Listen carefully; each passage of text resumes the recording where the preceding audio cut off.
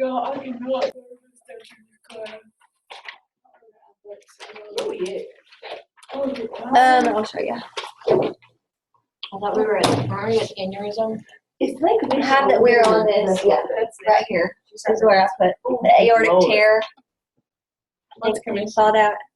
Condition. I thought it was aortic aneurysm. Yeah, we saw that. Yeah.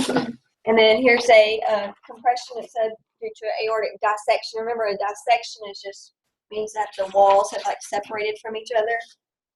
It says the right carotid artery is compressed by blood dissecting upward from a tear with aortic dissection. So again, with those layers of separated. It says blood may also dissect to coronary arteries. They have symptoms of severe chest pain or may present like stroke-like findings, it says. Okay, this one is infective carditis. It says, yep, you want to try the last? Sorry, Dennis. I think that is. Okay, infective carditis, endocarditis, I'm sorry. Endocarditis, endo Blood. inside. So inflammation inside the heart. It's actually the inner layer of the heart. Says this represents how it tends to spread from the valve surface. The valves are actually like the endocardium. They're kind of like pieces of the endocardium that make those valves. So it's this like white looking gray kind of areas here. Acute bacterial endocarditis, so it's completely destroyed this valve. Okay, so that infection is just, says a more virulent bacteria causing the acute bacterial form of infective endocarditis can lead to serious destruction. It says irregular reddish tan vegetations overlie the valve cusps. Ooh, right here. See how red they are? Right there. That are being destroyed. Portions of the vegetation can break off and then become emboli. These are actually a sign of endocarditis. Is that a dead person? I don't know. I'm going to say no. This looks like a hospital blanket. So seen here in the finger at the right are small splinter hemorrhages in a patient with infective endocarditis. So they're right on. I had some of these when I was pregnant, and I flipped out because this is the only place I've ever seen them. Is on this particular slide, and so I kind of flipped out a little because I had those on my fingernails. But you can also get it. And it's another sign of vasculitis, which is, what would vasculitis be? What is vascular? Your vein. Yeah, veins and arteries, right. And I had some pretty massive vasculitis during my pregnancy. So that's what I decided. Like, It wasn't a heart infection. I was like, oh my gosh, I'm dying. No. But anyways, but that's another symptom of vasculitis too, like systemic vasculitis. So I have a question. What happens if you don't go to the doctor for that? Endocarditis would, eventually kill you because it's an infection in your heart. It's going to make your heart not function. can they fix it? It would take some heavy-duty antibiotics and maybe a valve replacement or something. But So I have a question. It's kind of relating to this, but not really. It's medically related. I know a friend whose mom was in a car wreck last night, and she has like 2 punctured lungs, and her organs are bruised and internal bleeding, and she's on a ventilator. What are her odds of living? Honestly. I have no idea. Because it sounds like really serious, but then again, you think about it, your lungs, they can be, fixed, and internal bleeding isn't always. I don't know. It's just situational. I have no idea.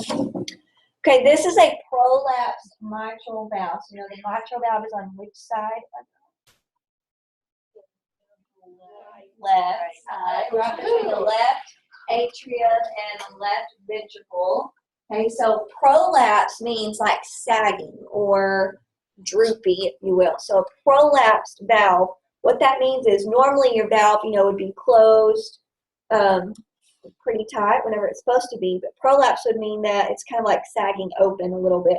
So you'd have some, like we call it regurgitation. So blood, instead of getting pumped out towards the body, you'd have some blood that would get pumped back up into the left atrium because that door, that valve is not closed all the way because it's prolapsed. Does that make sense? How do you fix that? They can do a valve replacement. I think they can just do surgery on it. That's what, Coach Dowers had that surgery, what was it, last year or the year before? I think they fixed his valve.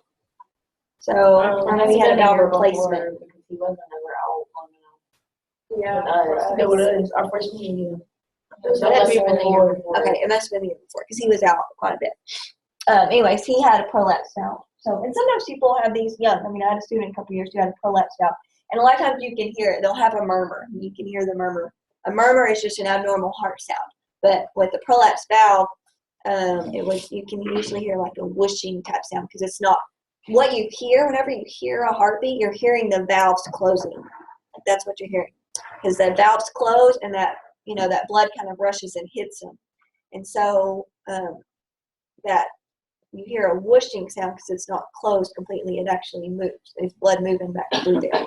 So the valves open and close like all makes the your life. heart work. Right. Well, that's what keeps the blood from going backwards. That's why it keeps going forward. So it's like we talked about. Blood has to go from the right atrium to the right ventricle. Well, once the right ventricle squeezes, you don't want blood going back up into the right atrium. You want it to go into the pulmonary artery. See what I'm saying?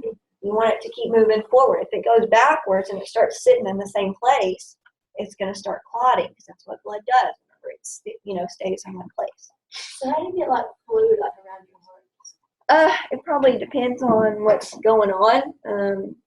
Congestive heart failure can cause fluid around the heart. Infection can cause it. Different things.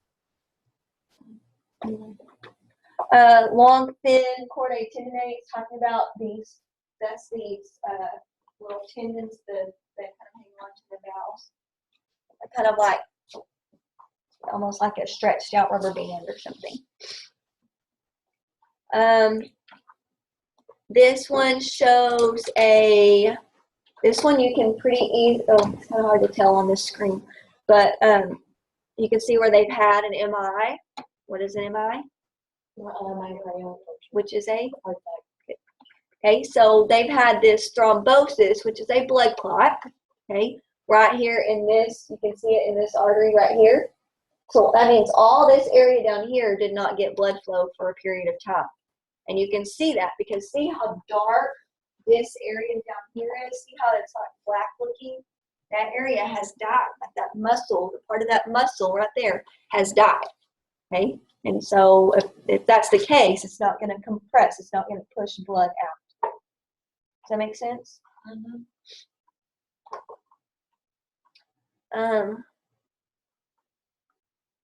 Here's a normal coronary artery, so a normal artery that surrounds the heart. See how it's open? It has a large lumen. This opening is called a lumen. Here is one that has been narrowed due to plaque buildup. Okay, so you can see why this would cause a clot, or at least cause increased risk of a clot versus this. And also, think about the heart pumping. It's going to take a lot more pressure or effort from the heart to pump blood through this than it does through this. That makes sense? Kind of like we talked about with the straws. Yeah. Did we talk about straws? Like drinking through a little bitty straw. Okay, these last few slides are blood diseases. So these are ones that you will want to know. Anemia. We know that "and" at the beginning of a word means what? Like anti-against. Anti is against. "And" or "a" at the beginning of a word means without, okay, or not. Now, we know anemia is a blood condition. So anemia literally is like without blood. Okay, or a condition without blood, if you want to think of it that way. And that's anemia is like a decreased amount of blood, or it can be different things. It doesn't have to be the amount itself, but it can be a decreased ability of the blood to carry oxygen and do its job. So decreased number of red blood cells or hemoglobin or both. And remember, hemoglobin, what does it do? What's its function? Carries oxygen. Hemoglobin molecules are on the red blood cells, and those molecules on the red blood cells is what carries oxygen all over the body. So anemia can be, you not have both or one or the other. Okay, signs and symptoms. I'm turning this back on. Okay, signs and symptoms are paleness. So usually if people are anemic, you can kind of tell they look more pale than normal. If they normally look pale, or maybe they don't normally look pale, and then they do look pale. Fatigue or an increased heart rate. Why do you think their heart rate would increase? It's trying to pump little blood through the whole body, like you don't have enough, so that's over. Right, it's like it's trying to make up for the fact that you're not carrying enough oxygen or you don't have enough blood. That's exactly right. Anemia is pretty common. I think some of it is just people don't get enough iron in their diet is a big part of that. And remember, iron, you need iron for your hemoglobin to work. And then I'm sure there's other reasons too. So this could just be caused by like not eating enough. Yeah, I mean, it could be. Treatment depends on the type of anemia. So maybe they just need iron supplements. Maybe they really have little blood and they need a blood transfusion. And that means, they need blood to replace it.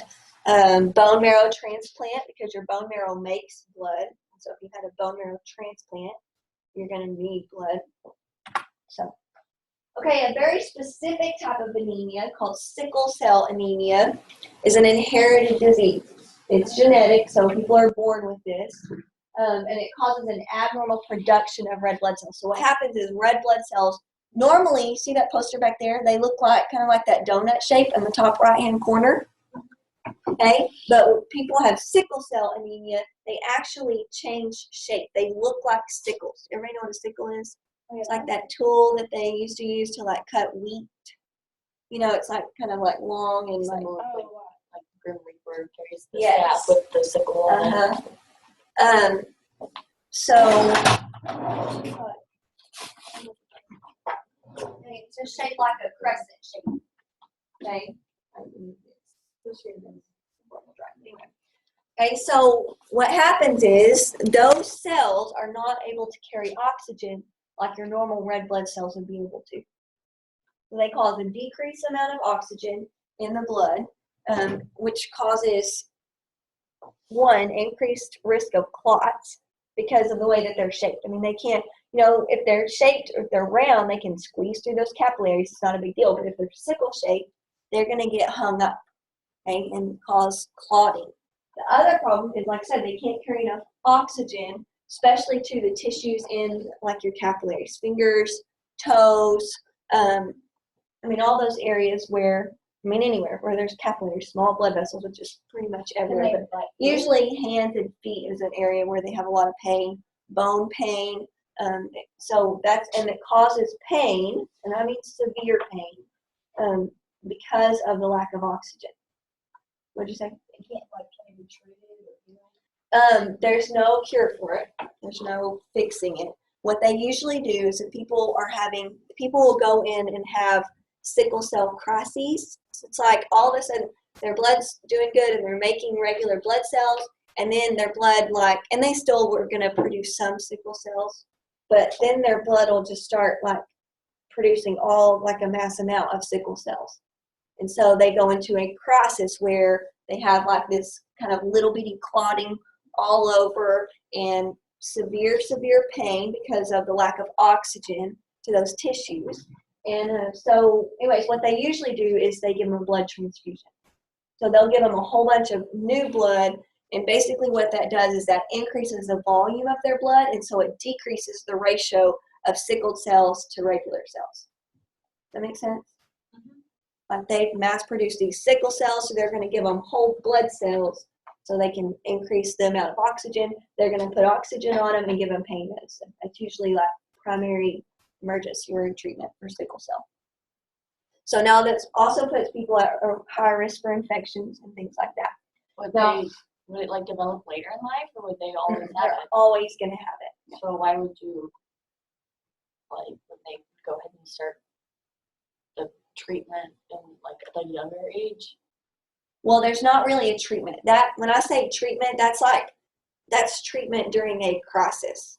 So it's like they have a crisis, you give them, they get pain medicine, blood cells. Does it vary? It doesn't always hurt, or?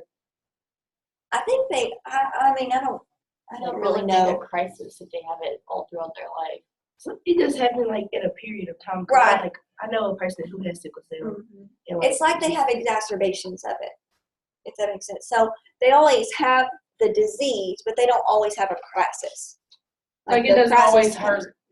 Right. I think they probably live with a certain level of chronic pain all the time, but I think it has those exacerbations where it gets worse, you know. Usually people who have sickle cell will end up with a port. So, and what I mean by that is it's a medical, oh my gosh, medical device that goes under their skin, and it's kind of like a permanent IV, but it's under their skin. So you have a special needle that's kind of like, it's shaped with like a 90-degree angle, and they put it into that port. And that way they can, one, they have good access all the time, IV access, because people with sickle cell are not going to have necessarily great veins because they're going to be accessed all the time. And that gives them direct access. It's really easy to give them the medicine and the blood that they need. Primarily occurs in, and I say primarily, I mean almost always occurs in African Americans or people with African American descent. And one thing that's really interesting about this, though, is people who have sickle cell are immune to malaria. Really? Yes. So, and it's a recessive trait. So what that means is in order to get sickle cell, both parents have to carry the sickle cell trait. So what's the other thing about that is all you have to do is carry the trait in order to be immune to malaria. So you can have the sickle cell trait but not actually have the disease and still be immune to malaria. Okay. Symptoms occur, like I said, when a crisis happens because it's abnormal production of mass thrombosis, and then, of course, a blood transfusion. Okay, let me try to finish these last few. Embolus is a foreign substance in the bloodstream. Could be air, could be fatty plaques that have broken off in the bloodstream and lodged somewhere else, like in the brain or the lungs. Could be a blood clot. It can result in a stroke. Okay? A stroke is a blood clot in the brain. Okay? If we get a blood clot around the heart, we have a heart attack. Or you can have a DVT, which is a deep vein thrombosis. I think that may be on your, y'all make sure you look at your words for this week. I think they're the same as last week. They should be. DVT is a deep vein thrombosis. That's a blood clot in the legs. You hear about people having blood clots in their legs. That's called a DVT. Coronary artery thrombosis.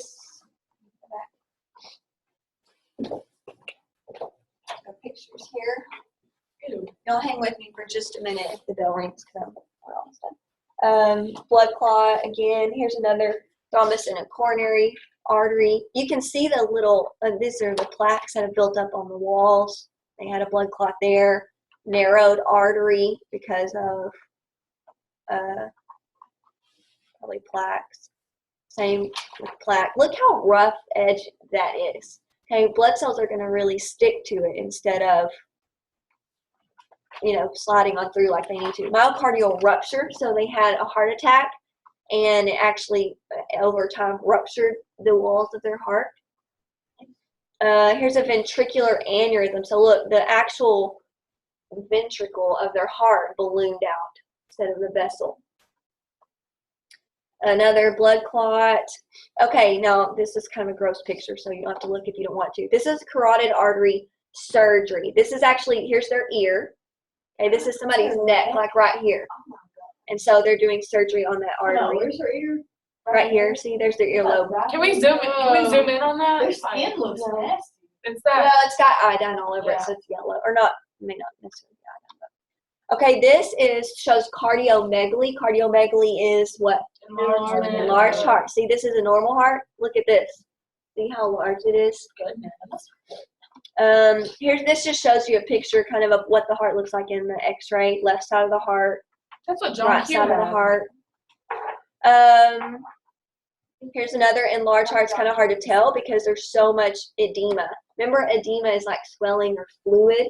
Okay, this has pulmonary edema. Normally the lungs should be all black, all the way down to here, because air shows up black on an x-ray. Okay, but all this white, kind of fuzzy looking stuff is all fluid that's in their lungs. Okay, it would be really hard to breathe with all that fluid in there.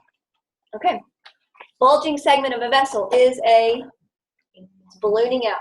Aneurysm. Abnormal condition of lipid plaques. Atherosclerosis. Good. Remember, athero is plaques. Okay, and hardening. When a wall of the artery splits and pulls away from a vessel, it splits.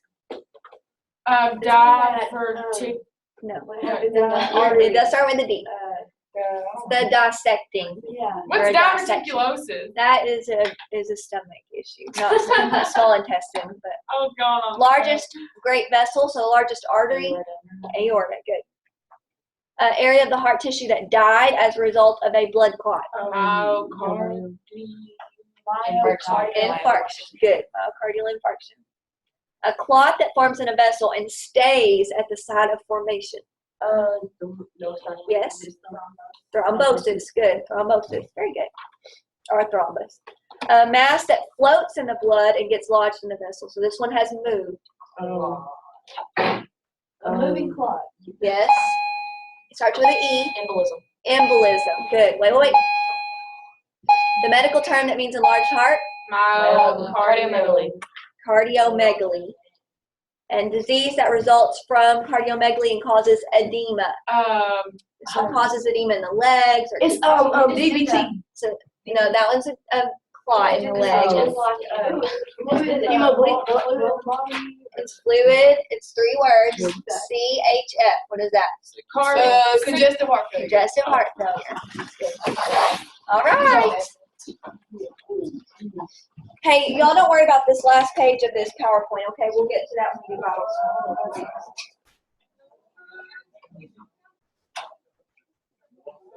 Smells like food in here. Somebody had chips. Had chicken? Chips. Oh, I was like chicken.